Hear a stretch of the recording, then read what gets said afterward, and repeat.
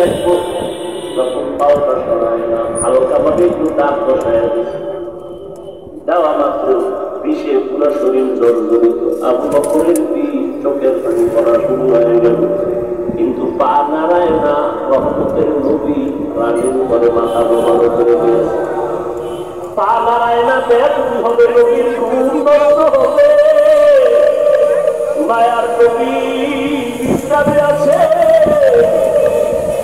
হঠাৎ করে অজান্তে আবু বকরের জান্নাত থেকে একটা গোদাবাড়ি নবী উপরে পড়ে গেল। মায়ার নবী তাকায় দেখে আবু বকরের চোখে পানি। নবী বলেন, আবু বকর কি খবর? বলে, নবী হামা। নবী চিৎকার থেকে মোবারক থেকে লালা মোবারক একটু লাগাই দিলেন, সাথে সাথে পানি বাইরে গেল। এরে নবীর উম্মতের দল, ওই সাত পদ্ম থেকে মুখের পদ্ম নবীজির নজর পড়ে গেল। মায়ার নবী এমন রহমতের নবী আমার,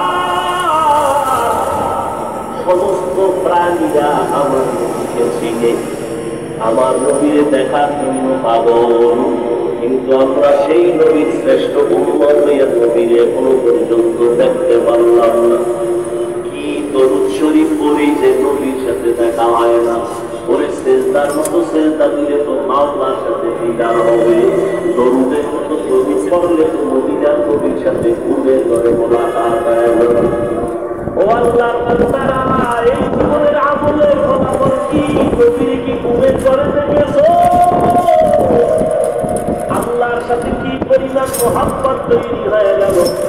ওই নবীর গুলা বাবু মদিনার গুলা লাগানোর জন্য আশেকেরা পাগল পারা হয়ে তোমরা নবীর সুন্নতের আশেক এখনো পর্যন্ত হতে পারলাম না। ওই সুন্নতের দস্তরখান, ওই বাথরুমে গেলে টুপি, কই জুতা, কই ঢিলা, কই শিশুকে পারো ব্যবহার, খানার মধ্যে কই নবীর সুন্নতের খবর নাই।